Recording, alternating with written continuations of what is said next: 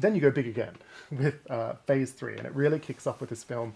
And I was watching it last night, and I'm like, you've got two sides of America fighting together, almost not hearing each other out in 2016. It seemed like a perfectly timed film in many ways. Well, that goes back to the Civil War coming at a time in 2016 before an election. For us, it was, hey, there's this great storyline from the comics that pit Iron Man and Captain America against each other. You could only do that storyline when you'd had enough movies behind you for that to mean anything, to know enough about Tony Stark's point of view, to know enough about Steve Rogers' point of view, to believe they could face off with each other that way and have it be heartbreaking and emotional. Not knowing, of course, that when the film was released, the world would be divided much the same way in the country. I think it's another one of those, even below the surface, we're influenced by real life as we make these movies. And I think that was one of the reasons Civil War touched such a nerve, is because we were looking at these two people we love in a way that, two halves of the countries that clearly love each other as a country as a whole, but facing off, and how do we deal with these differences? In a superhero movie, they punch.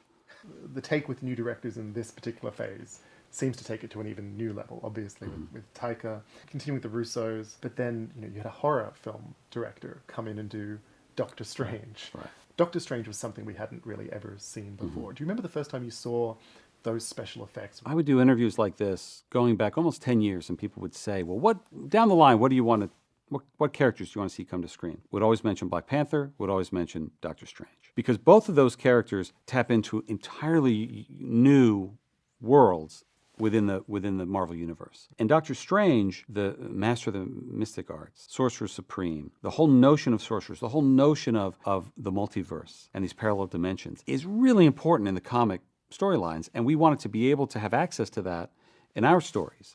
And Doctor Strange was always the notion of being the endpoint to that. He also has one of the best origin stories. The notion of the mirror dimension, the notion of literal mind-bending imagery, which Scott Derrickson, from the very first meetings, would talk about, wanting to embrace sort of the psychedelic nature of the time period in which Doctor Strange was created in the comics. And it was in the visual effects reviews in post-production, after we'd shot most of the movie, that we really realized the mind-bending was going to work. That this twisting of cities, being in a mirror dimension that we'd never seen before, going into the multiverse on what Scott would call the magical mystery tour that the Ancient One sends Doctor Strange through, and culminating in a face-off against a bad guy that you can't defeat. You can't fight. Punches aren't going to work this time. And that even goes back to the quantum realm in Ant-Man, and wanting to give audiences a little taste of these super weird mind-bending imagery that we could start seeding into the MCU, and then Scott blew it out with Doctor Strange. On the subject of Strange, I'm wondering what his pitch was to you when he said, I want to do Thor this way. How did he explain his vision? Taika, amazingly unique filmmaker. We knew we wanted to do a third Thor film that, again, as we had done with Cap's third film and Iron Man's third film, go in a completely different direction, a totally unique case. And we had started to beat out the notion of Sakaar and Hulk, Gladiator, Hulk being involved and Hela being the villain, and had internally at Marvel Studios started to work on what that story could be, and we started meeting with filmmakers. Taika came in, he made amazing films in the past, one of which called Boy, we just loved, and said, well, here's the guy. Because it's funny as hell, but also is moving and touching. And again, we never want the spectacle or the comedy or the outrageousness of different planets and aliens to take away from a core emotion. And Taika had done that. He also was working on another film at the time. He was finishing another film that we hadn't seen and didn't see until we were deep into prep, which was Hunt for the Wilder People, which was another amazing film that he happened to make. We'd go, oh, what are you working on? He'd go, oh, just a little film. And we went, oh, okay, I guess it's some small film. We're working on Ragnarok, and we go to see it, and we go, this is amazing. This is incredible. People think we're smart because we hired the filmmaker of Wilder People, but we hadn't seen it when we cast him. It was really Boy that convinced us. And it was the meetings with Taika. He always wanted to do a movie like this. He always knew he had a bigger scale movie in him. And I think he trusted that we wanted to do different things with the characters. He and Hemsworth had known each other in passing before that, and really excited about the notion of working together. And he worked on a sizzle reel that he brought to that first meeting that was hilarious and was perfect. Just clips from other movies, clips from the other Thor movies, cut together with his own unique take and tone. And he used the Immigrant Song in that. Asgard is dead.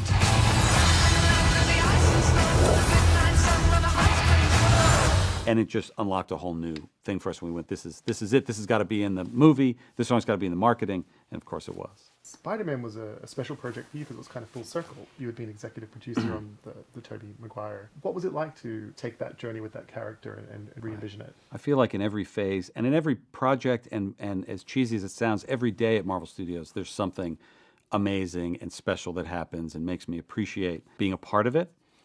It was particularly special getting to introduce the Marvel Cinematic Universe version of Spider-Man into Civil War, because I was lucky enough to be involved on the Sam Raimi Spider-Man films and was low man on the totem pole and just got to watch Sam work and learned a lot from them.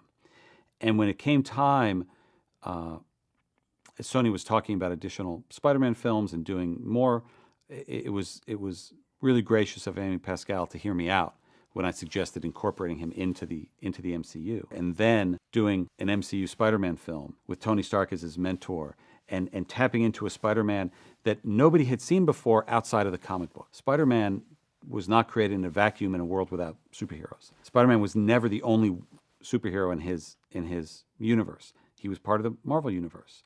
And in his early comics, he was nervous that he wanted to join the Fantastic Four in those early comics. He grew up in a world where Iron Man would fly overhead and where Hulk would smash cars in the streets. We'd never seen that version of Peter Parker on screen before. And it was an unbelievable privilege to include him in the MCU, and one of those sort of pinch yourself, I can't believe this is actually happening moment. What was it like seeing both extraordinary critical and an audience response to Black Panther, but then to see those numbers and those kids coming out of Black Panther challenges and the way that it became more than a film? Ryan Coogler had done 2 amazing movies when he agreed to do Black Panther. We had high expectations. We believed in the character, introducing him in Civil War, seeing the audience response to Chadwick as that character. We knew Wakanda, which we had been seeding in Easter eggs since Iron Man 2, should be an amazing place. And we knew the notion of a movie of this scale featuring primarily African and African-American actors had never been seen before. What Ryan Coogler ended up doing and the way the audience responded and the acclaim and box office numbers behind it exceeded even our wildest expectations. And it's a tribute to Ryan Coogler, who's a brilliant, brilliant filmmaker and a humble, humble man, and who tapped into very real questions that he had and answered them in a cinematic way that I think ranks as one of the best, a best way a filmmaker's ever expressed himself or his questions or his views on life in a feature. It was astounding to watch and astounding to see him put it together. And the response to it, I would say we've been surprised at Marvel Studios 2 or 3 times. None more so than the amazing response and the continued response to Black Panther.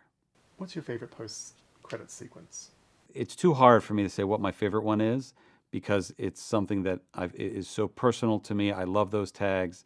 As a kid, I would always watch the end credits on a movie, hoping that there'd be something. I think it was, Ferris Bueller coming out of the shower, and I went, whoa, there could be more? And usually there wasn't. So I said, when we do our movies, let's do it.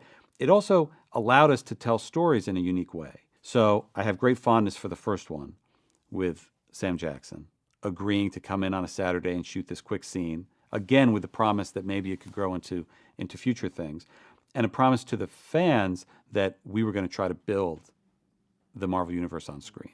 I also love shawarma in Avengers because I love seeing all those characters finally united around a table, silently chewing.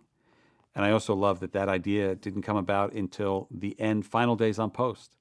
And we didn't shoot that scene until after the premiere of Avengers, which taught us if there's a good idea, you find any way possible or impossible to get it in the movie.